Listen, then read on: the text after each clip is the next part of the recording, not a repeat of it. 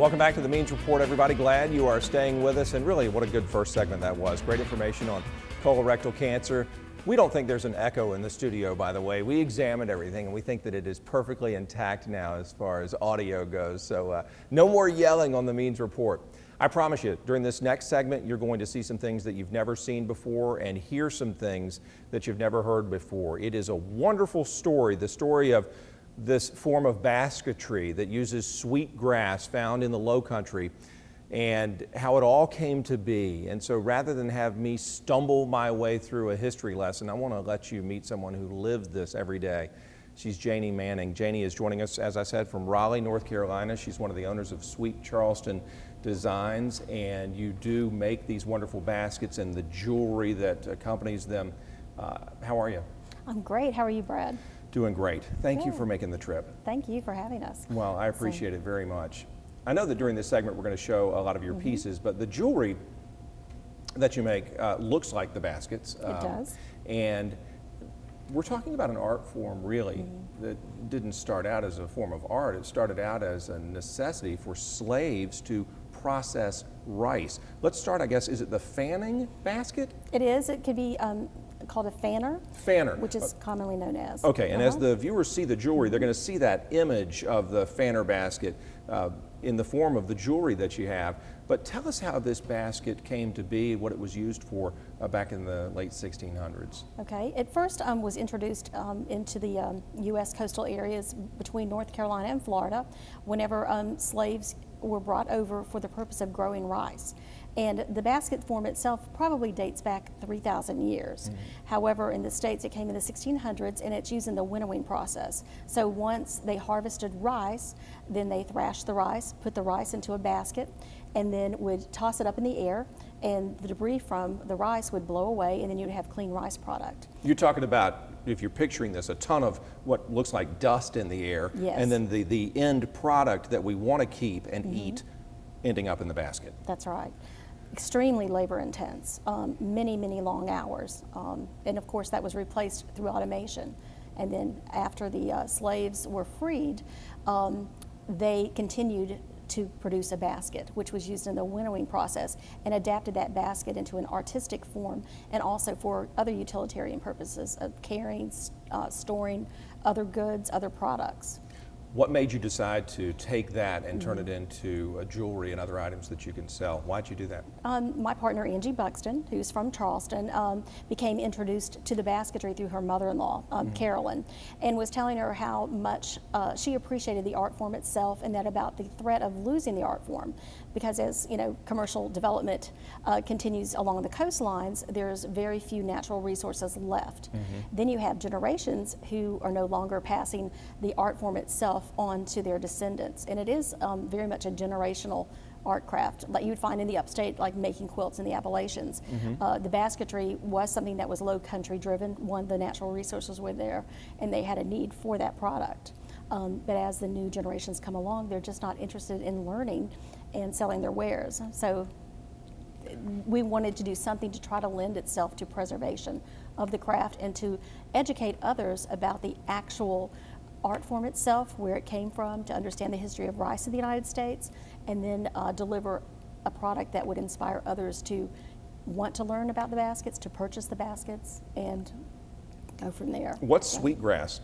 Sweetgrass is a natural form of a plant life that grows in and around marshlands, and you can actually find sweetgrass in various varieties all the way from Maine to Texas. And if we concentrate on what, you know, we think of the low country, we think of a part of South Carolina, but if you want to think low country in its true historical form, you're talking pretty much from, say, Wilmington down to Jacksonville, Florida. Picture that part of the East Coast. That could all be low country, right? It is. It is considered the proper definition of low country. So you have these slaves who have come here using these baskets to handle, for lack of a better word, the rice. And now I see that you have this basketry for sale. So let's talk about the actual basketry that you all have made, which really is, as you said, a tribute to days gone by and to an art form and to how people used to labor so hard. What would we do if we bought this? Do people put them on display, or do they use them, or both? Both, and Angie and I do not make the baskets. We purchase them from ladies, and I say ladies, which I don't mean to exclude men. There are men and women who both make them. Right, and forgive me, I didn't mean to indicate that you and your partner are in the back room making the baskets. But yes, okay, so once they get to you, what do people do with them when they buy them? And we have pictures on the screen now. They're beautiful. Yeah, they use them for decorative purposes, and you can find them in most any interior home. You can use them as cookware. There's people who actually use them to cook as well. It's a coiled woven pattern, and if you were to go to West Africa today, you would find that people would harvest rice, grind the rice, and make it into pasta format, roll it around, and that's how couscous was originally formed. So I knew you were going there, and I was going to ask the couscous question, because I've always wondered what that is, first of all. Right. So it's sort of half pasta, half rice. Right, exactly. Well, it's pasta made from rice. Pasta made from rice. It can be made from wheat, but originally, from what I understand, along the coast of Africa, in like Senegal, for instance, or Mauritania, that is what they use as a staple in their diet. So let's talk about the jewelry and how that came to be, and just the whole thought process behind the jewelry. Well, I'll give full credit to Angie. She had been in Nantucket, came back and said, I can't believe they have these beautiful pieces of jewelry that recreate Nantucket baskets. And she said, I've lived in the Low Country, I love the baskets, but why isn't anyone doing something that would help continue this part of history? And so she set out drawing designs, put them on paper. I came in as a volunteer to help Angie kind of do some marketing research to help perfect the jewelry once she came up with her prototypes, and we sought out casting houses. Her goal was also to keep it all in the U.S. So it became quite a challenge of getting the design on paper, getting it to a workable format, and then taking it to the market. So we've been able to do that. I mean, I'm looking at you. You have the beautiful basket, necklace, earrings. Are these things that women would collect, and that it's possible to get the whole collection? Or are you talking about mostly selling one or two pieces at a time? It's actually possible to get a whole collection because it is made in the U.S. And it's considered a luxury item. We work with one of the finest casting houses in the United States, which gives us an element of quality. We could ship this stuff overseas and have it cranked out, but you would not have the element of being a U.S. product. And it would also not be manufactured as accurately as it is and with as much detail. I'm sorry. Go ahead. What kind of reaction do you get from especially tourists in the Charleston area, and even in Raleigh? We get a lot of tourists there, a lot of people who aren't from there, moving there to live and work. Right. Their reaction to seeing this, who may not know a thing about this basketry or the Low Country or anything like that. Is it educational? Very educational. Most people say to us, you know, for example, I didn't know what those women were doing with the baskets beside the road. Right. And some people hesitate to stop and ask them, and they're very lovely people. They would love to tell the story about their family and from which house they came into being whenever they came to the United States, you know, going back 4 and 5 generations, and they can tell you that my great-grandmother taught me how to make this particular basket or this particular style. So it is very, very informative and very educational. We can talk about the history of rice and how rice continues to be a very in-demand crop in the United States, all tied back to the fanner basket. So if it wasn't for the basket, we still wouldn't, you know, it was the initial product that continued the development of rice as we know it today. One of the things that's been fun to watch since your company's inception is its growth, and these products are available now at a lot of places. They're available right here in Augusta. Tell us a little bit about that and what people should do to try to get some of these beautiful pieces. Right. We, besides wanting to be all U.S. manufactured, Angie and I have taken on another challenge, which seems to be working quite well for us. We want to be available only in retail stores. We set out to, you know, work with the American economy, and a store like here in Augusta is like Windsor Jewelers was one of the probably the 3rd or 4th store that came on board. They believe in our product line. They appreciate the fact that we're using American talent and American workmanship, and that we're 2 women starting out on this, you know, big adventure in probably the worst economy that I've ever known. I know that's right. So it takes a little bit of guts, a little bit of tenacity to do so, but the market is very, very well received. People coming to Charleston may read about us in a magazine, or coming to Augusta may, you know, hear about us. They could be from Tulsa, Oklahoma, from Arkansas, or New York, and it's a very well-received product.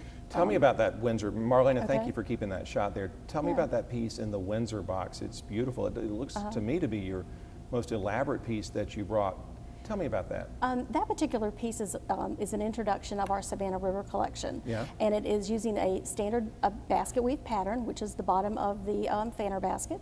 And then we've incorporated the use of a pearl in that. And the reason we chose pearls to be coupled with Savannah River is historically pearls were found in the Savannah River. That's This right. goes way back.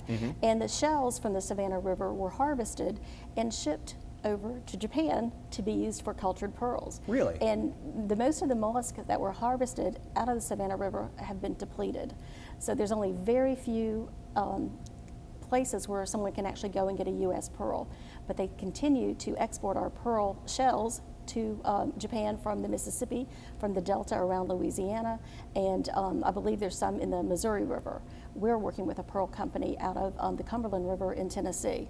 So we have other pearls that we're combining, but we felt that let's pay tribute to the Savannah River and its impact with not only sweetgrass in the Low Country, but also let's talk about the pearls that used to come here. How long does it take to make, if you took your earring, for example, or some of the pieces that Marlena was showing on the table, how long does that manufacturing process take? Is it lengthy? It is very lengthy. Because it's very elaborate. I mean, and Right. I hope the viewers are getting that, Okay. and you can certainly get it if you go to the website. We'll give you that information in a minute. It's very elaborate. Right. Whenever we are working with some of the shots that you see that have 18 karat gold, it's a custom cut bezeled wire that we use in 18 karat, and it's solid. It goes throughout. So much like the weaving process, we learned from the weavers how that they sew the baskets, and then we taught several goldsmiths how to actually weave it. It would take a full day to do our largest piece, maybe a day and a half. We have some exquisite talent that patiently put those together. So that's intense. Yeah. And I don't think it's ever been done before. It seems like it would be very intense. It is, and it's beautiful. Just like the processing of the rice itself. Right. Well, I am absolutely blown away by the beauty of your products. I'm glad that you're offering them in so many different places, and I just wish you all the best. I mean, I find, and tell me if I'm wrong here, that this is just, it's a tribute to the past, certainly. It's a history lesson, to be sure, about something that used to be so very important to our economy, especially in our part of the world. And now you're paying tribute to that through your jewelry and other products. It's just great. Right. It's very rewarding. I can say that it's probably the most fun I've ever had. And I've worked in sales and marketing, and my background is in textiles and design, and this is fun. I can't tell you that there's never a bad day. So it's good. Well, we're glad you're here, Janie, and I hope you have a safe trip back to Raleigh, and give my best to everybody at Sweet Charleston. Okay. And again, I know y'all don't make the baskets, but the jewelry is just something to behold. It really is. And I want our viewers to check out the Sweet Charleston Designs website. We can link you to that on the Means Report website, and we'll tell you how to get there a little bit later in the broadcast. You can also Google Sweet Charleston Designs and find a wealth of information. Thanks again, Janie. Great. Thank you, Brad. Appreciate it. Okay. When we come back, our question of the week, another chance for you to take part in the Means Report. We will also tell you how you can watch previous episodes, including this one that should be posted in the next 24 to 48 hours, when the Means Report continues in just a moment.